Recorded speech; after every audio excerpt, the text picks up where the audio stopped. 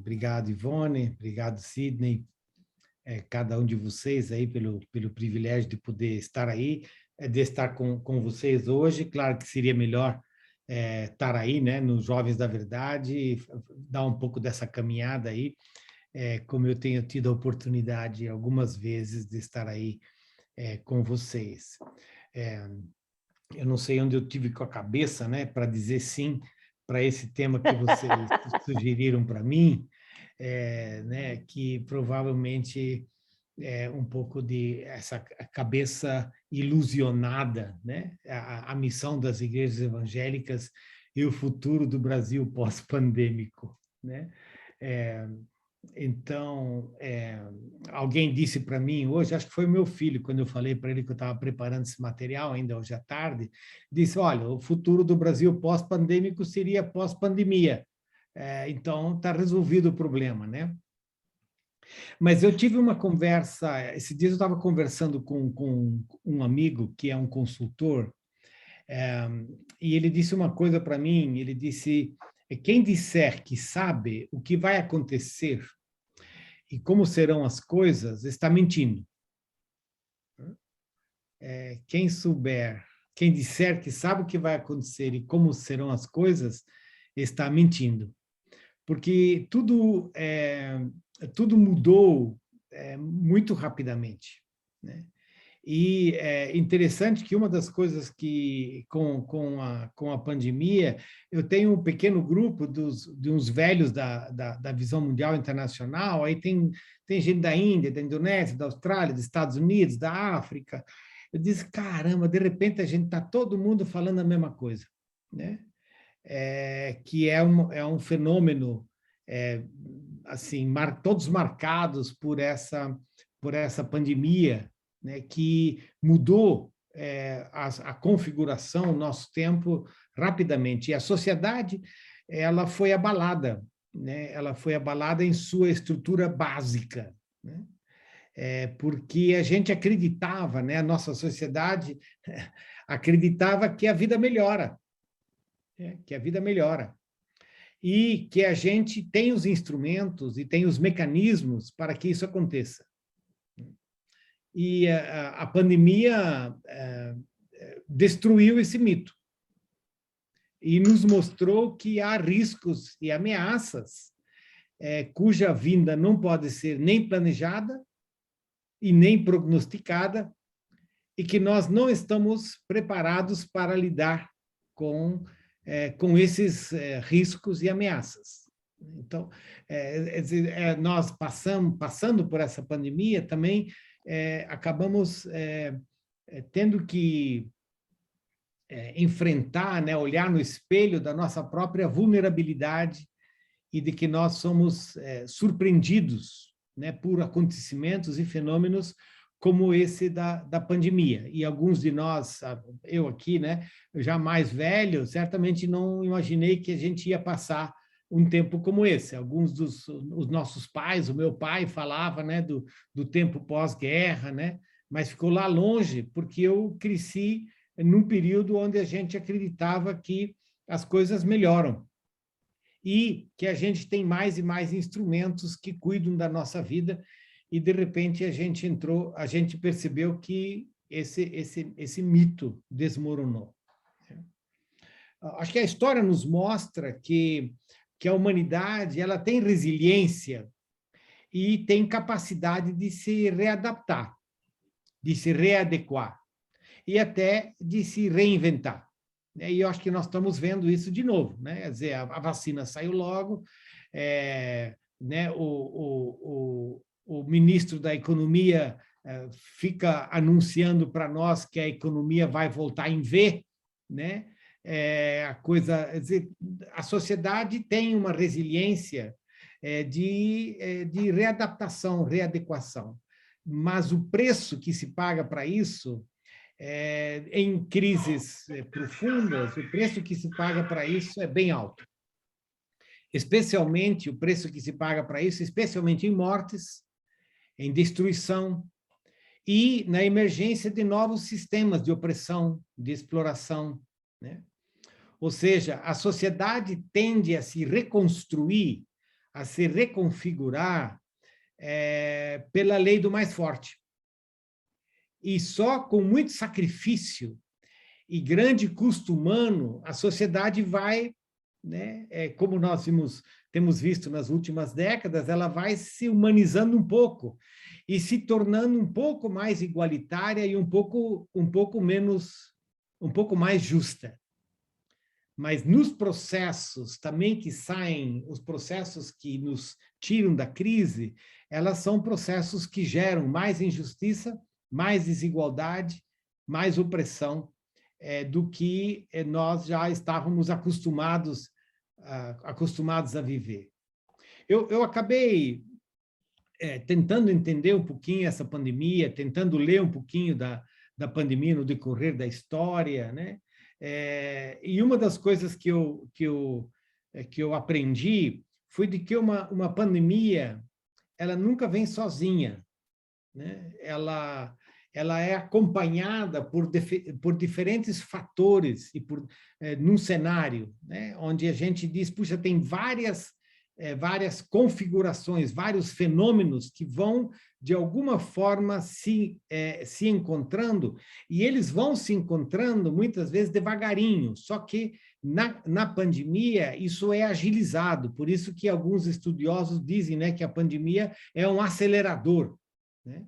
Ele é um acelerador positivo, né? Uma vacina que se inventa mais rápida, mas ele é também um acelerador das nossas desigualdades e das nossas crises, né? Então, eu tentei resumir um pouquinho, né, mas que tempo é esse que a gente vive? Como que a pandemia nos encontra, né? E vocês vão vendo que eu estou, né, desviando os olhos, porque eu preciso ler algumas coisas aqui na minha tela, né? Mas nós vivemos um tempo de desconstrução sistêmica de um estado de bem-estar social, né? Esses dias alguém falou, dizendo, olha, a gente está com saudade da CLT, né? Nós vivemos, de fato, também no Brasil, e não só no Brasil, uma desconstrução sistêmica de um estado de bem-estar social. E nós vivemos num sistema de corte de benefícios. Nós vivemos um tempo de crise de governo e de liderança, né? Como é que é? Eu nunca sei o nome dele, né? Mas o Byung-Chul Han, né, que fala da sociedade de cansaço, ele qualificou esse tempo que nós vivemos como uma sociedade de cansaço. Nós estamos cansados das nossas lideranças clássicas, históricas, que não trazem nenhuma esperança para nós. Nós estamos, né, nós vivemos, então, um tempo de crise de governo e de liderança. Nós vivemos em tempo de mudanças climáticas sistêmicas, né? Acho que a gente ainda não está suficientemente assustado com as mudanças que vêm por aí, e não é que vêm por aí, que estão por aí, e que vão se intensificar, né? E elas são mudanças que algumas pequenas ilhas já estão sentindo, porque elas estão sendo consumidas, né? Invadidas pela água, por exemplo. Nós vivemos um tempo de aumento de fome, de pobreza e de exclusão, né? E um tempo de desenvergonhada exclusão. E toda a crise dos migrantes aponta para essa direção, né? Então, a fome aumenta, a pobreza aumenta e o xenofobismo aumenta, né? E nós vivemos, junto com isso, um tempo de desavergonhado acúmulo e garantia de privilégios, né? Então, basta a gente ver o próprio Congresso Nacional, basta ver as estruturas de poder do Brasil, as defesas de benefícios e a garantia desses benefícios, o desmonte de estruturas de controle, porque nós vivemos numa sociedade onde o acúmulo e a garantia de privilégios, ela ficou sem vergonha. de fato, nós vivemos um tempo de milícia. A milícia tem uma expressão famosa, né, do Achille Mbembe, que ele fala na necropolítica, né? E a necropolítica, basicamente, como ele diz, é o direito de uns poucos sobre a vida de muitos. É o direito de decidir se o outro pode viver ou não. É o necropolítica, é o direito do outro do outro o direito que o outro de repente não tem de viver. E isso é tipicamente miliciano, né? Você decide quem pode viver e quem pode morrer.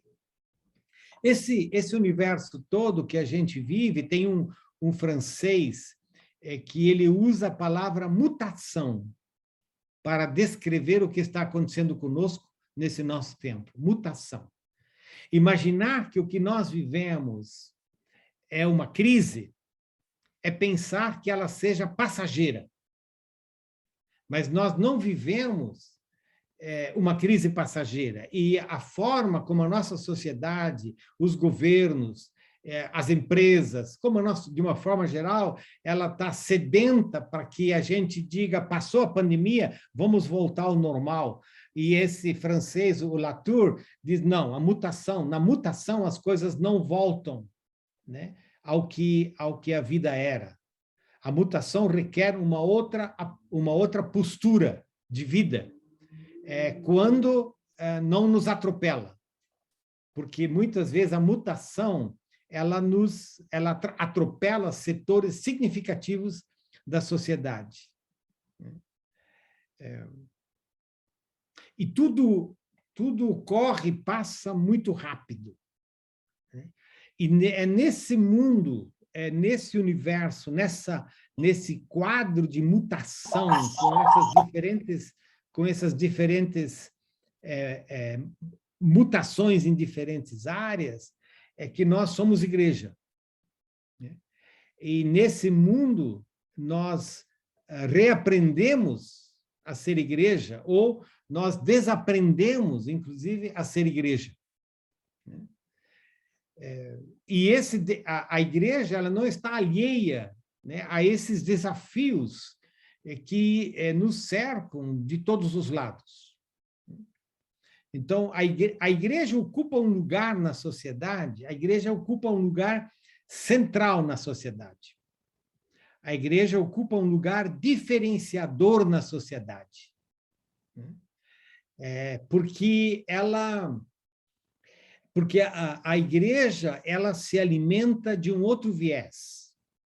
Então, nós somos igreja nesse universo, com as suas dimensões micro, né? Os preços subindo, o desemprego chegando, a fome, mas nós também somos igreja nesse universo macro, com as mudanças climáticas, com a desconstrução de um sistema de bem-estar social, de benefícios. Nós somos igreja nesse universo micro e nesse universo macro. Só que, né, a igreja ela é alimentada por um outro viés, e a relevância do seu papel na sociedade tem a ver com esse fenômeno, né? A igreja nasce do sopro do eterno. A igreja nasce de fora para dentro.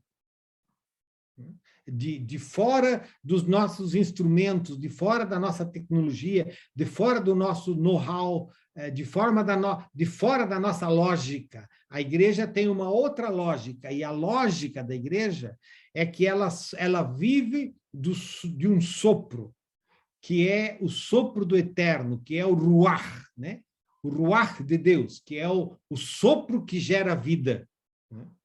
Então, a igreja tem um lugar fundamental na sociedade, porque ela é alimentada por esse sopro do eterno. A igreja, mas a igreja entra na história pela cruz.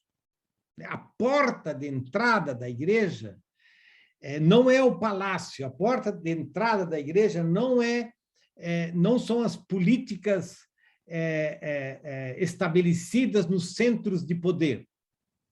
A lógica da igreja é a lógica da cruz, é a lógica da periferia, é a lógica do sacrifício, da dor, é a lógica do outro.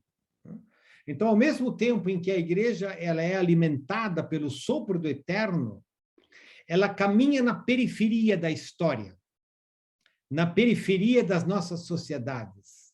A igreja ela é, pela sua natureza, um fenômeno de periferia.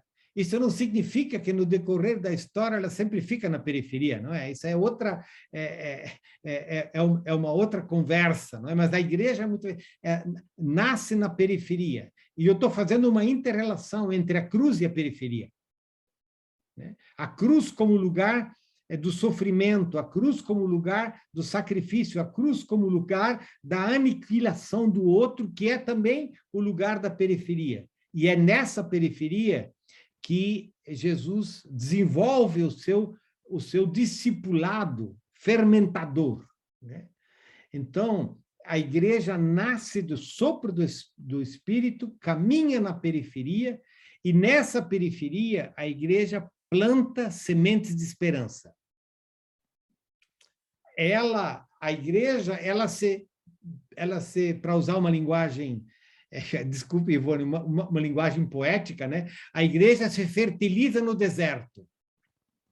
A igreja se fertiliza no deserto e fertiliza o deserto.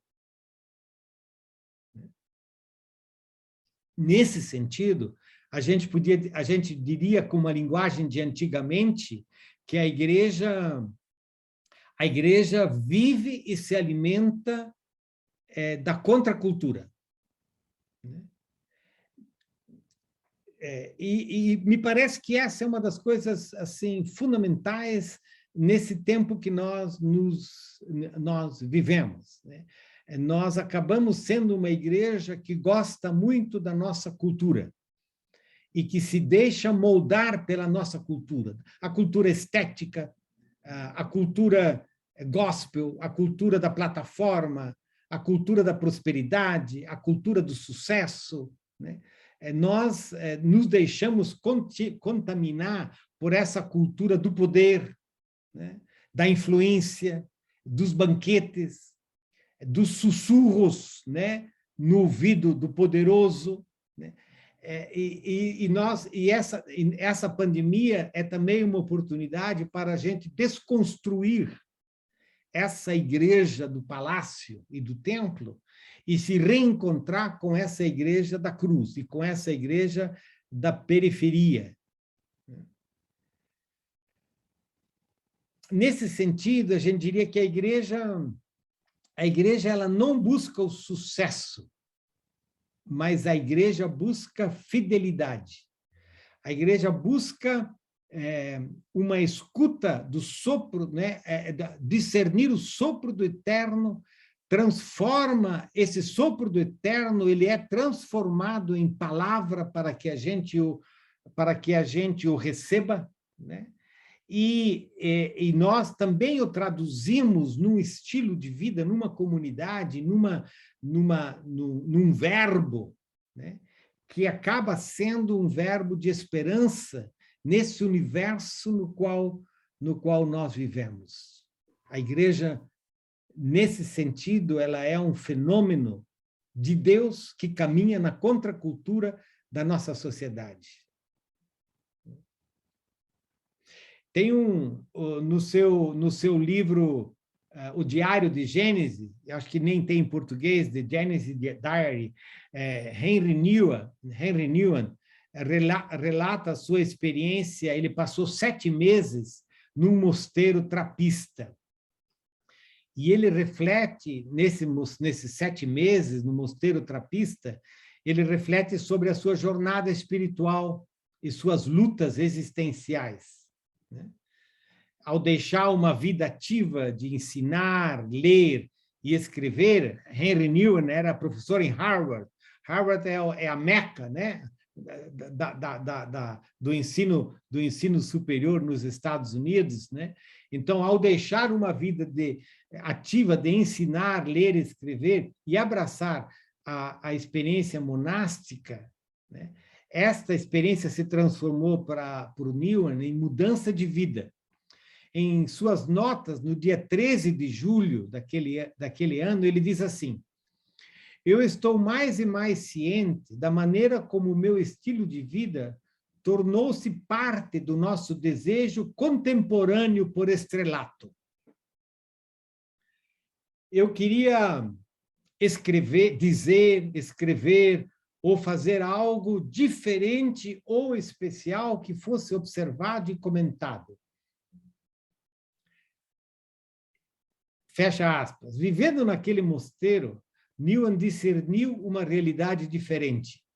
E ele volta a dizer assim: quando se tornou inteiramente ciente de que não tem nada a dizer que já não tenha sido dito, aí talvez um monge possa se interessar em escutá-lo. O mistério do amor de Deus está em que nesta mesmice nós descobrimos nossa singularidade. O mistério do amor de Deus está em que nesta mesmice nós descobrimos nossa singularidade. Pois, como ele acentua, parece que todos os grandes escritores espirituais estão dizendo: você não pode ser original.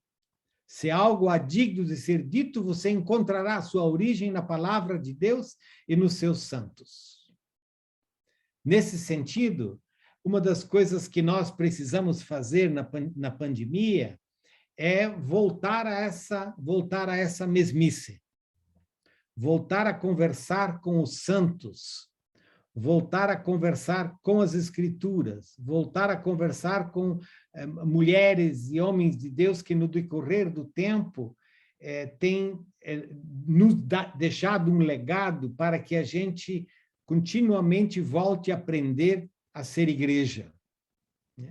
Nesse sentido, de novo, para a igreja, para andar para frente, a gente precisa olhar para trás. Para poder andar para frente, a gente precisa olhar para trás. E há uma palavra que eu gosto muito, eu tenho voltado a ela nesse período da pandemia, que é um versículo pequeno de Jeremias 6:26, onde diz assim: ponham-se nas encruzilhadas e olhem. Perguntem pelos caminhos antigos. Perguntem pelo bom caminho. Sigam-no e acharão descanso.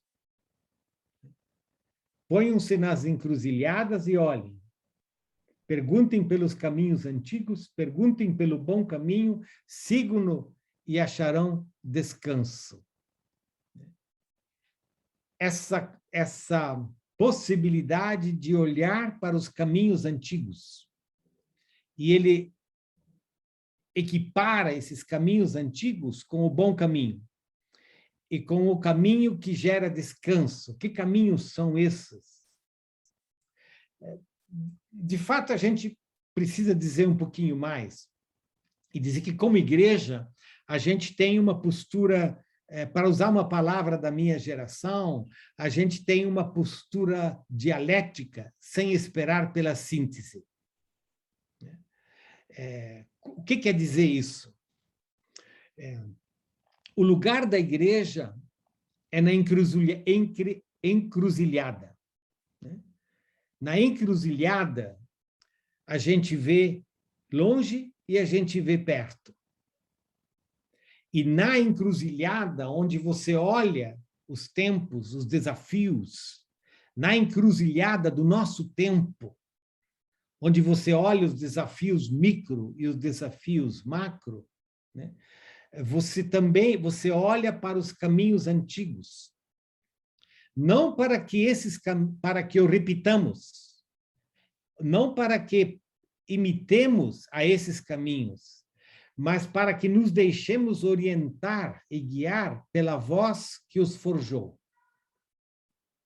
Estes caminhos antigos que Jeremias fala carregam consigo o hálito do Eterno que os forjou. Então, nessa encruzilhada do nosso tempo no qual nós vivemos, nós olhamos para a história dos nossos pais e mães, alguns dos quais, homens e mulheres, como diz Hebreus, dos quais o mundo não era digno, né?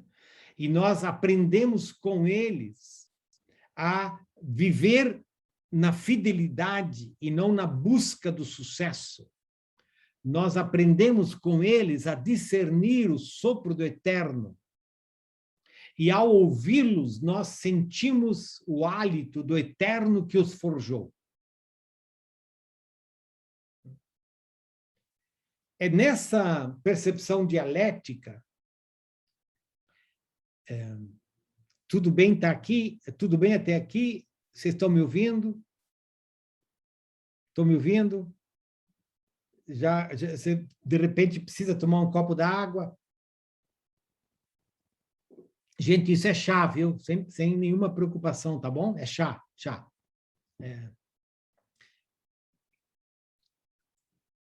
Eu vou adiante um pouquinho.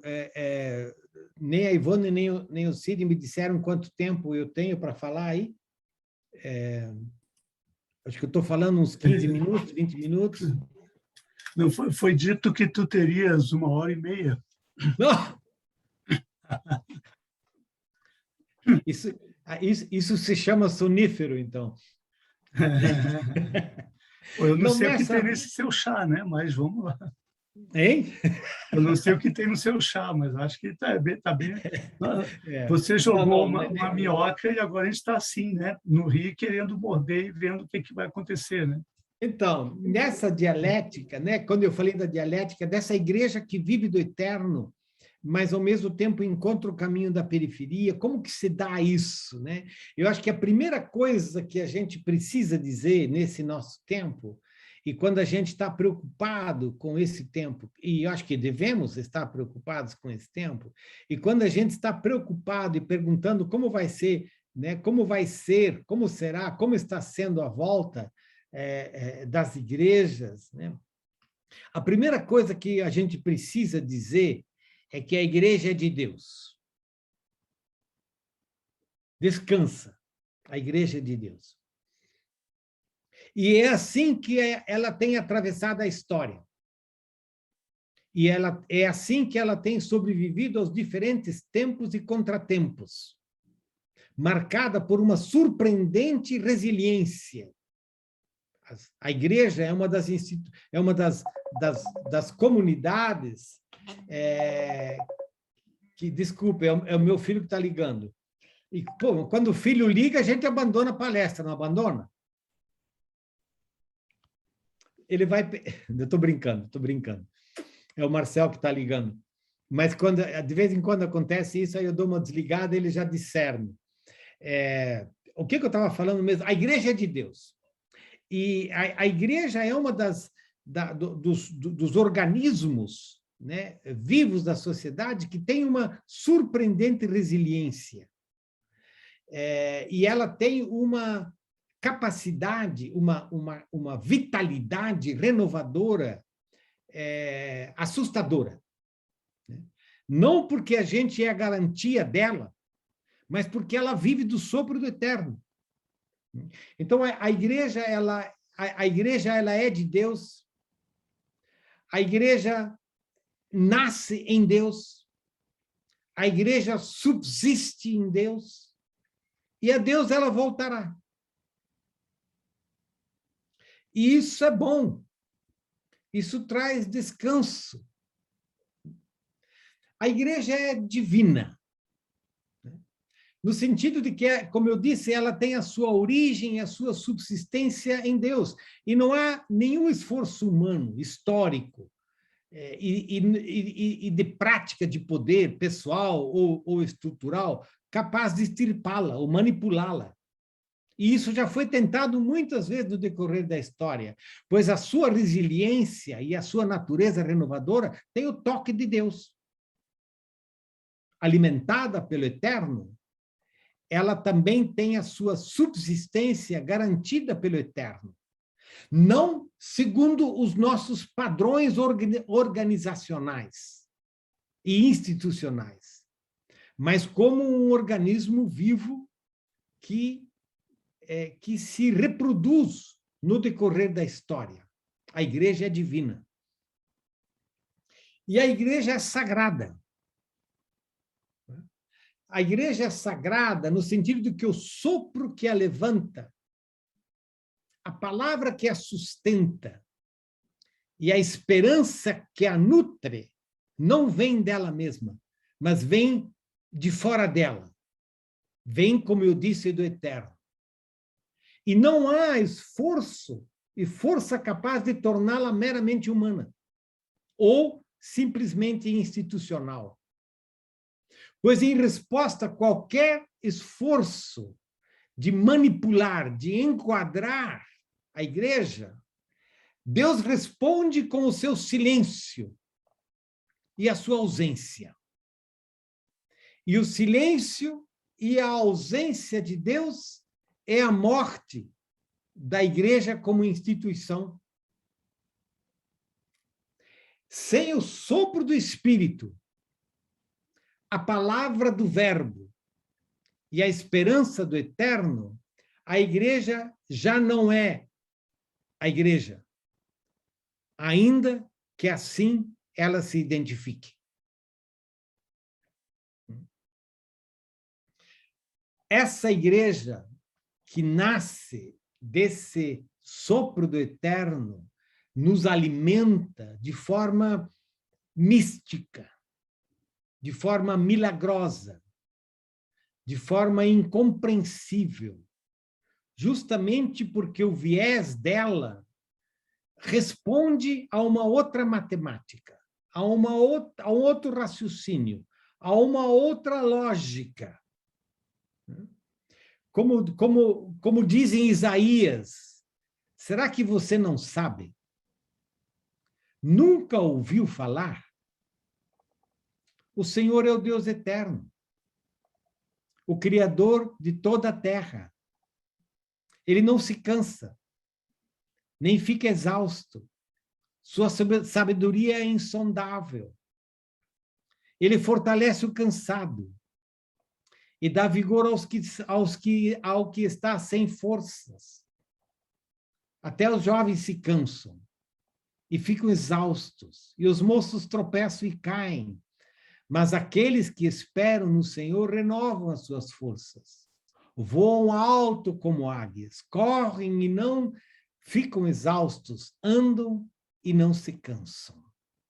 Você certamente já leu essa palavra, pregou essa palavra, e ela ganha uma nova configuração em meio à pandemia, em meio a desafios tão grandes.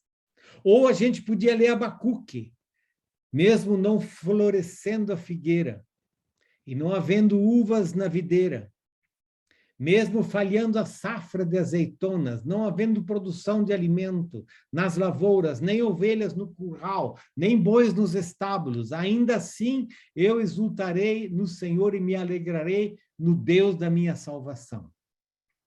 O Senhor é soberano, é a minha força, ele faz os meus pés como os do servo, faz-me andar em lugares altos. A igreja é de Deus. Graças a Deus. Descanse. Respire. Durma.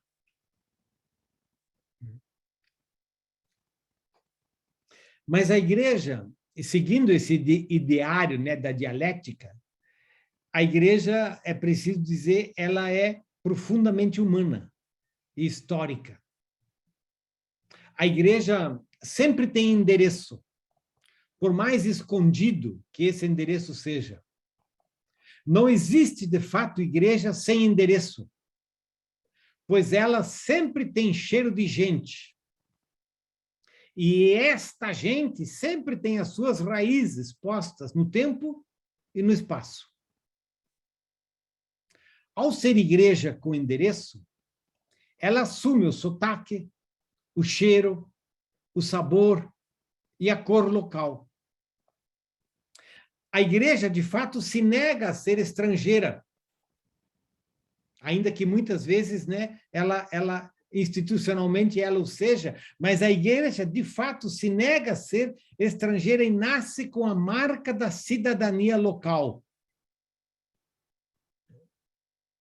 Lamin Sané é um missiólogo ganês, ele fala sobre o processo de tradução da Bíblia, né? Ele diz que quando a Bíblia é traduzida para o vernáculo, mais dia ou menos dia, os líderes locais vão chegar para o missionário que traduziu a Bíblia e vão dizer para ele, olha, mas aqui está escrito assim. Ou seja, a igreja, o verbo encarnado se encarna na vida da igreja. E a igreja passa a assumir uma cidadania local. A igreja é cidadã e aprende a ser local pelo princípio e pela experiência da encarnação.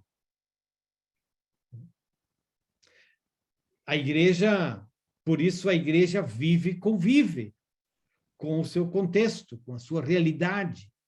A igreja vive e convive e, por vezes, alimenta os vícios e as virtudes, os anjos e os demônios, de cada local e de cada tempo. Pois a igreja é profundamente humana.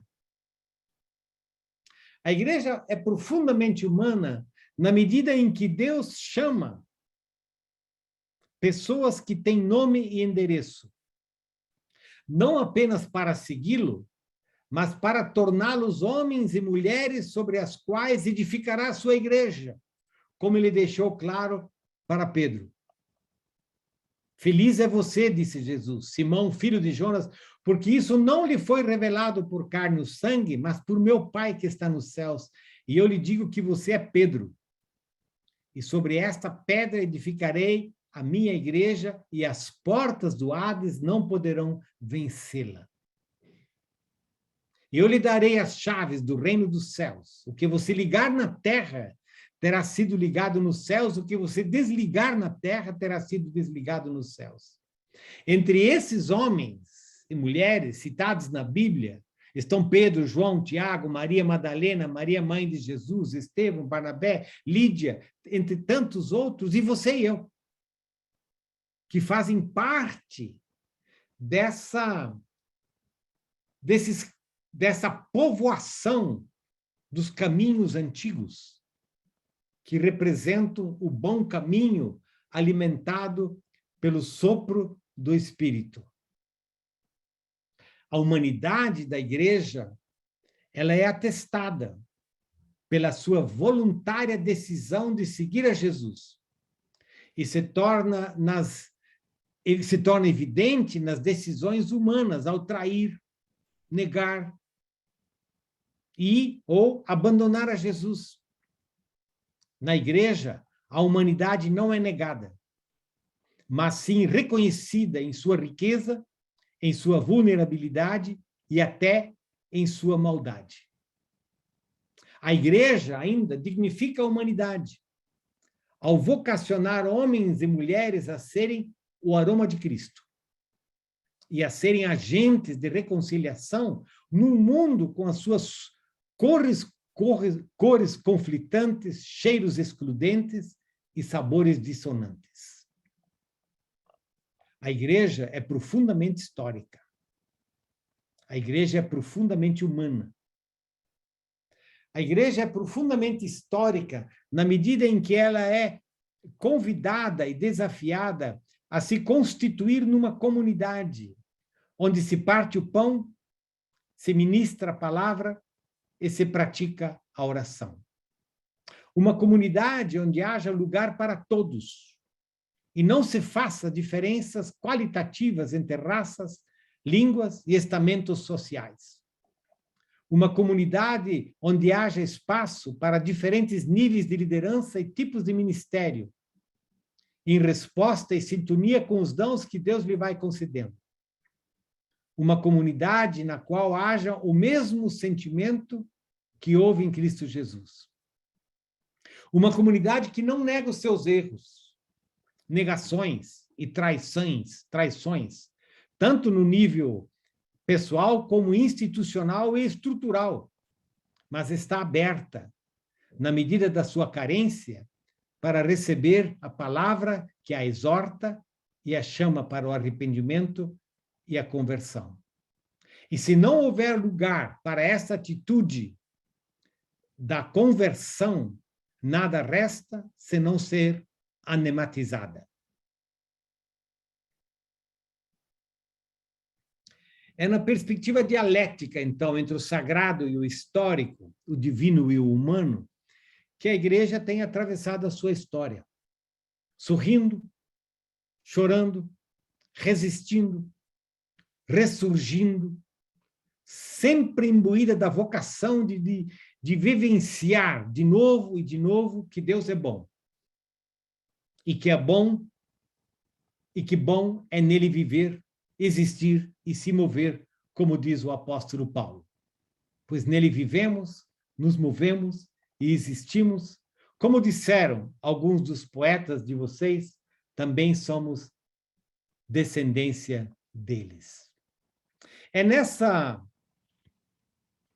dialética, nessa convivência entre o humano e o divino, o histórico e o sagrado, que nós somos chamados a discernir o bom caminho.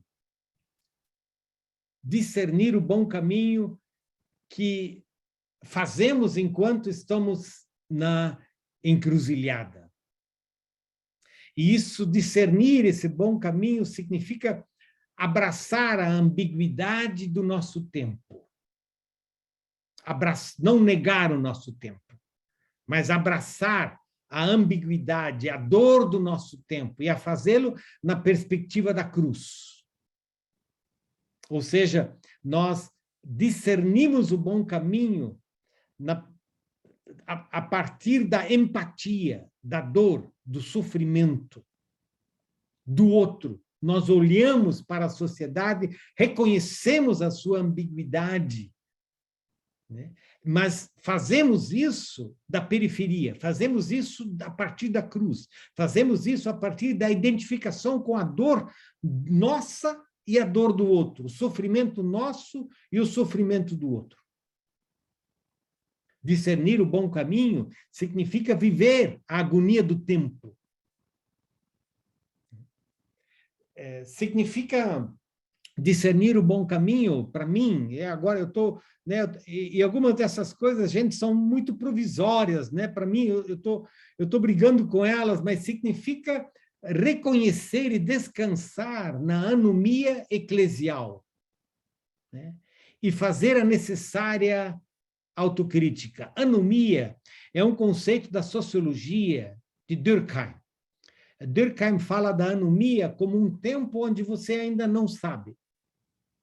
É um tempo onde você sabe que já não é como ontem, mas você ainda não sabe como será o amanhã. Anomia.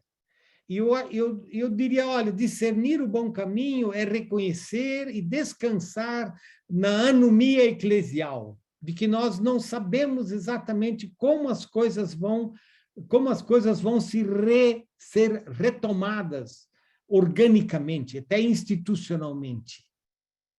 E na esperança de que não seja uma sede pastoral para fazer com que tudo continue no mesmo, porque na mutação do tempo na qual nós vivemos, o mesmo não persiste, não sobrevive. E nós precisamos, nessa anomia eclesial, fazer a autocrítica do nosso passado recente. Essa autocrítica do passado recente precisa ser feita de forma individual, mas também de forma coletiva, de forma denominacional, de forma institucional, e a mim me parece que a nossa igreja está longe de qualquer autocrítica. Então, discernir o bom caminho é abraçar a ambiguidade do nosso tempo, é reconhecer e descansar na anomia eclesial, e é discernir o sopro do eterno, que vem de fora, O sopro do eterno, cujo hálito nós ainda percebemos. Hálito é uma palavra só negativa, pode ser positiva. Bom, tá bom, depois eu pergunto para a Cileda, né? Mas nós percebemos esse, né, o hálito do eterno que vem através dos nossos pais e das nossas mães. Discernir o sopro do eterno que vem de fora. E de ontem, a partir da obediência dos nossos pais e das nossas mães, mas se reveste de um sopro primaveril. O sopro do eterno é o sopro de primavera. Para quem vive em Curitiba, vai entender o que eu estou falando e o que significa primavera. Né? Na explosão das flores, na explosão da mudança do tempo. Então, eu diria, discernir é a palavra do nosso tempo. Discernir é a palavra que nós precisamos pronunciar. Discernir significa se dispor para escutar. Escuta, escuta. Nós temos sido marcados como uma igreja de muitas palavras. Nós falamos em demasia. Nós somos uma igreja da palavra que crê que o segredo da palavra reside na quantificação da palavra. E nós precisamos discernir. E isso significa se dispor a escutar. A escutar para receber. A escutar para abraçar. A escutar para mudar. Discernir significa buscar conhecer. Conhecer o que está acontecendo conosco para que a gente possa se relacionar com aquilo que está passando no nosso tempo e aquilo que o outro, aquilo que está impactando o outro para a sua destruição, para a sua morte, para o seu processo de depressão e de empobrecimento. Discernir significa querer saber para entender e só então responder. Discernir é uma palavra que nós precisamos no nosso tempo. Nós precisamos discernir espiritualmente. Discernir espiritualmente significa escutar ao eterno. Perceber o sopro do Espírito rumo ao nascimento, ao renascimento da vocação.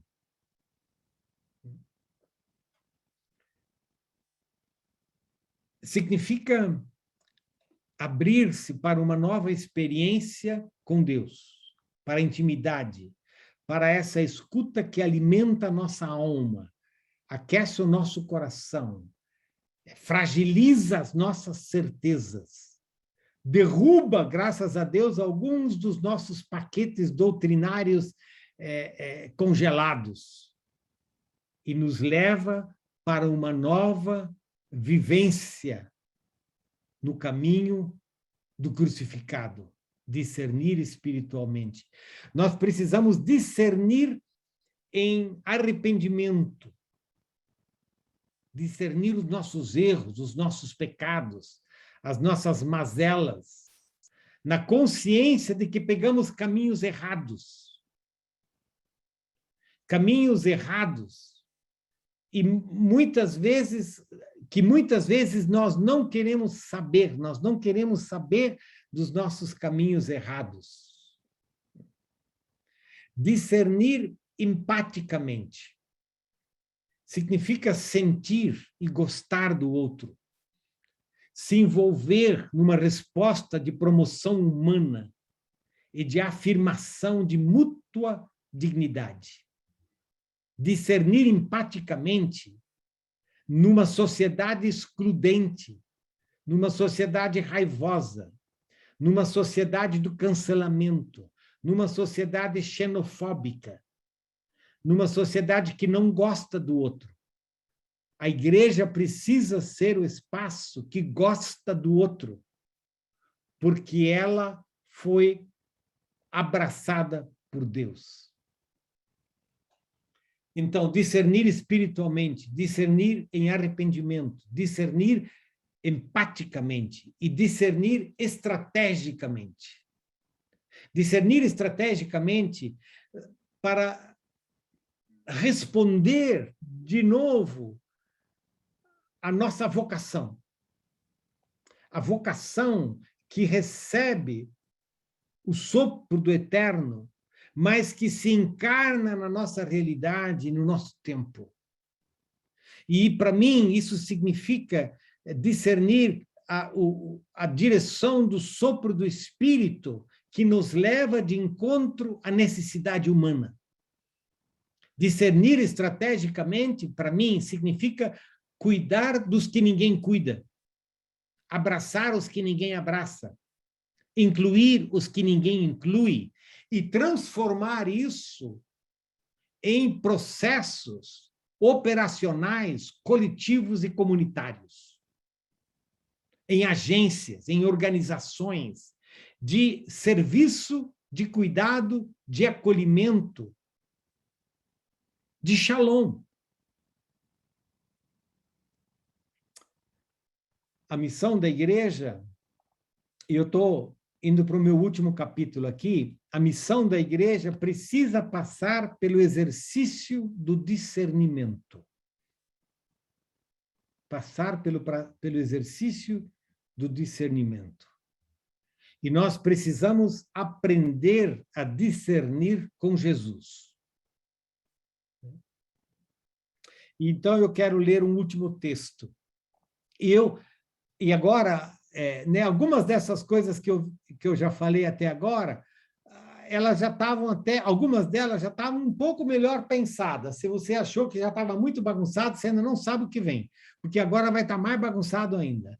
São coisas ainda, sabe, soltas. Assim, eu estava olhando Marcos 16. Marcos 16, 14, 18, que alguns, aliás, a pesquisa bíblica quase toda fala que provavelmente não estava no texto, na composição original do Evangelho de Marcos, mas eu realmente, nesse momento, isso não me interessa muito. Nesse momento, eu estou falando que não me interessa muito. Mas olha o que Jesus diz. Mais tarde, Jesus apareceu aos 11, enquanto eles comiam. Censurou-lhes a incredulidade e a dureza de coração, porque não acreditavam nos que o tinham visto depois de ressurreto. E disse-lhes, vão pelo mundo todo e preguem o evangelho a todas as pessoas. Quem crer e for batizado será salvo, mas quem não crer será condenado. Estes sinais acompanharão os que crerem. Em meu nome expulsarão demônios, falarão novas línguas, pegarão em serpentes, e se beberem algum veneno mortal, não lhes fará mal nenhum. Imporão as mãos sobre os doentes e estes ficarão curados. É claro que, na minha tradição luterana, esse não é o texto da grande comissão que eu vou olhar, não é? Eu vou olhar, eu aprendi a olhar Mateus 28, porque esse negócio de serpente, de veneno, de endemoniado, isso não faz muito parte da minha tradução, da minha tradição, Mas eu fiquei engatado nesse texto e tentei relacionar ele com o nosso tema da igreja nesse tempo no qual nós vivemos e na necessidade de reconfigurar, reescutar, redimensionar a nossa vocação à luz do chamado de Jesus. A primeira coisa que eu quero destacar é que alguns deles Jesus estava reganhando, porque ele diz, olha, incredulidade e dureza de coração. Então, a primeira coisa que eu queria dizer é que está bem ter dúvidas. Fica tranquilo. Está bem ter dúvidas. Ainda que sejamos censurados por Jesus. Mas o fato de aqueles discípulos terem tido dúvidas, incredulidade, como Jesus diz, não significa que ele deixa de estar com eles. Ele vai em direção a eles. Então, gente, esse período de pandemia, eu imagino que em muitos de nós, ele despertou perguntas, dúvidas. Algumas das certezas que nós tínhamos, que já não vai dar. Né? Eu não sei mais, eu não sei mais. Eu não sei se eu não sei mais se eu acredito. Eu não sei mais se eu consigo pregar sobre esse ou aquele texto. Eu não sei mais o que dizer para a igreja, porque o que eu estou dizendo não está funcionando. Lembram do que eu falei da anomia eclesial? Está bem ter um tempo onde a gente diz, eu não sei. E onde a gente diz, eu não sei se eu creio. As certezas falsas e os discursos arrogantes são mais perigosos do que as dúvidas que se deixam censurar. As certezas falsas e os discursos arrogantes são mais perigosos do que as dúvidas que se deixam censurar. Segundo, o mandato missionário que Deus nos dá independe do prognóstico do tempo. Esse mandato que Jesus aqui, né, coloca em Marcos, capítulo 16, ele é endereçado a um grupo de pessoas, pequeno grupo de pessoas, alguns dos quais estão em dúvida, né? Esse grupo luta com a incredulidade, mas não é descartado. Isso tem a ver com essa vertente que eu falei antes, de que Deus constrói a sua história na periferia. Deus levanta a sua igreja a partir da experiência da periferia que não sabe, da periferia que geme, da periferia que tem dor. Ela é visitada por Deus e ela é capacitada por Deus.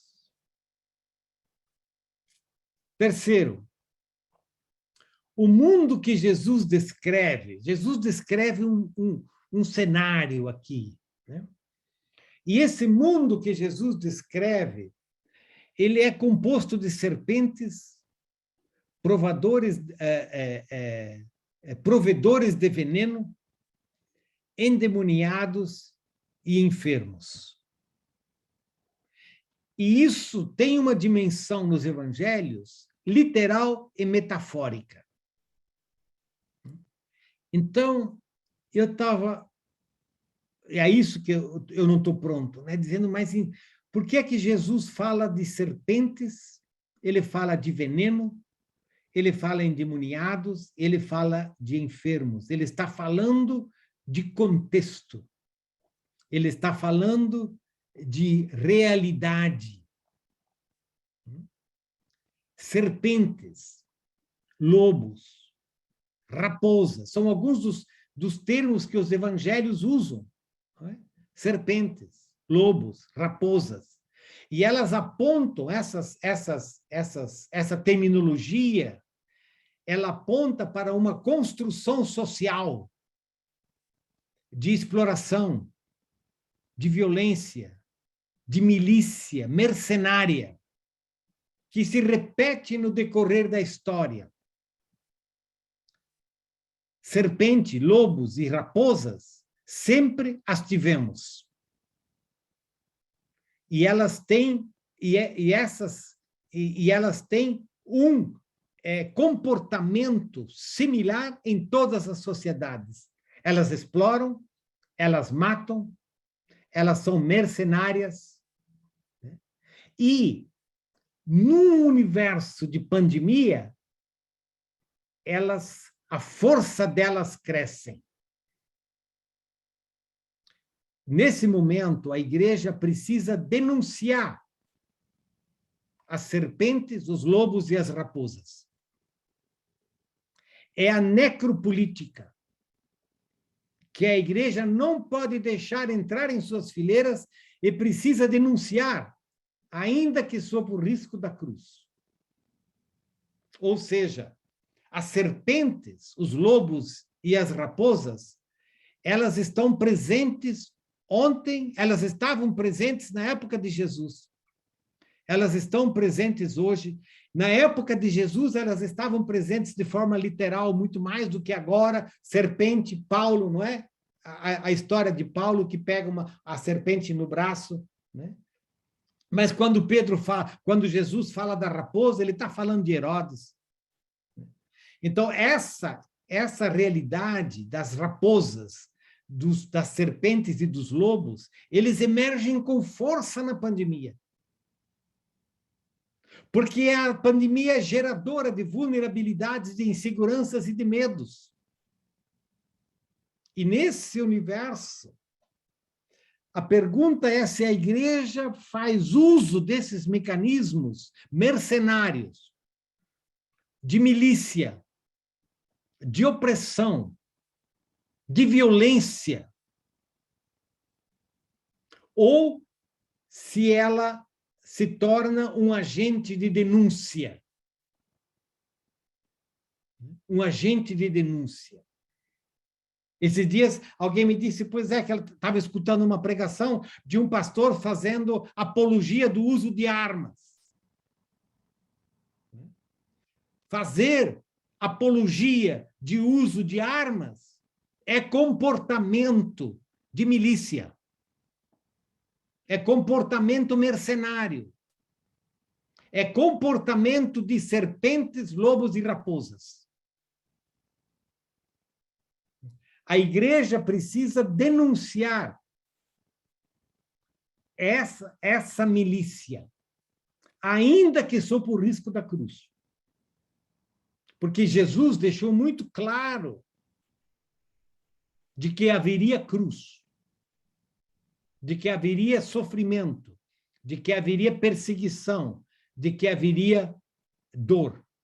E nós não sabemos trabalhar com nenhuma dessas categorias e não aprendemos a trabalhar com elas nas últimas décadas, onde estávamos muito mais encantados com o nosso sucesso, com o nosso quantitativo, com a nossa presença na sociedade através de políticos de mundo gospel, de personalidades, de artistas, nós estávamos encantados, nós não sabemos o que fazer com dor, com sofrimento, com perseguição.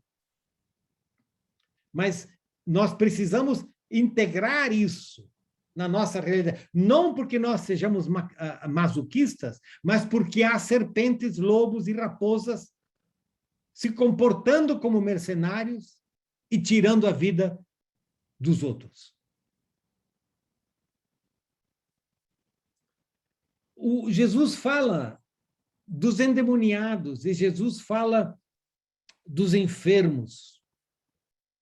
E quando Jesus fala, e nós olhamos para o ministério dele, são histórias pessoais de dor, de exclusão, de opressão e de despersonalização que nós encontramos. E elas têm uma dimensão pessoal e coletiva. Pagola é um cara que ele tem um baita livro chamado Jesus. Ele diz assim, Pagola diz assim, em cada cultura vive-se a enfermidade de maneira diferente. A enfermidade não é só um fato biológico, é ao mesmo tempo uma experiência que o enfermo interpreta, vive e sofre de acordo com o modelo cultural da sociedade em que vive. Os doentes, continua Pagola, aos quais Jesus se aproxima, são típicos de um mundo pobre. Ou seja, a enfermidade, ela é uma enfermidade pessoal. Mas a enfermidade é também um sintoma da doença de uma sociedade, ou da saúde de uma sociedade. E, de novo, ela se expressa na sua forma mais cruel na vida da periferia. Quando Jesus convida e desafia os discípulos a curar os enfermos, ele está denunciando uma estrutura que mantém as pessoas pobres no seu contínuo quadro de enfermidade sem solução, especialmente expresso nos coxos, nos cegos, nos leprosos. Porque eles eram absolutamente abandonados na sociedade na qual viviam. E os endemoniados.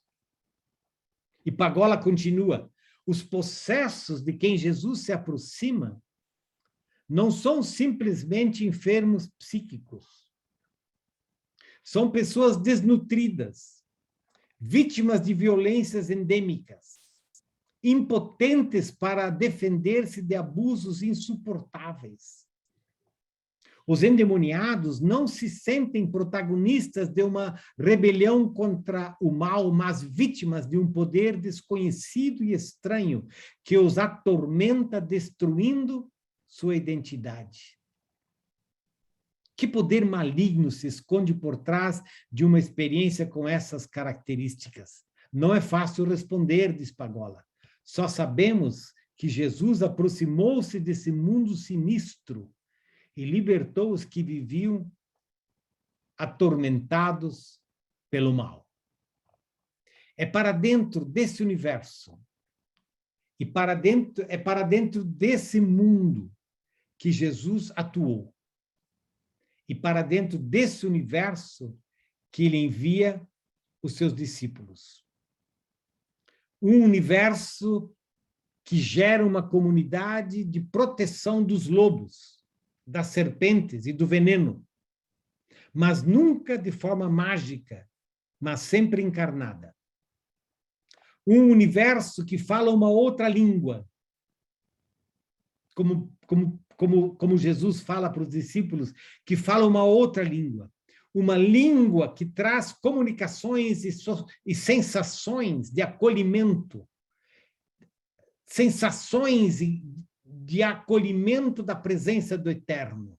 Uma outra língua, uma língua de Deus. Um universo que restaura a vida, afirma a humanidade e aponta para as possibilidades do reino de Deus. E termino com Pagola, ou quase. Para os israelitas, uma vida forte e vigorosa é uma vida abençoada por Deus. Uma vida enferma, aleijada ou mutilada é uma maldição. A cura sempre era vista como uma bênção de Deus. Libertando seus endemoniados, Jesus está reconstruindo um novo Israel, constituído por pessoas mais livres e autônomas. Está buscando uma nova sociedade. E eu termino com uma citação de Lowfink, quando ele diz: quando Jesus cura doentes, expulsa demônios, acalma as águas e ressuscita mortos, no fundo, sempre acontece a mesma coisa. Ele age contra os poderes do caos, vence os demônios, cura o mundo danificado e desfigurado para que o domínio de Deus se torne visível e a criação encontre o caminho da integridade e beleza que Deus pensou para ela. Também na pandemia. Obrigado.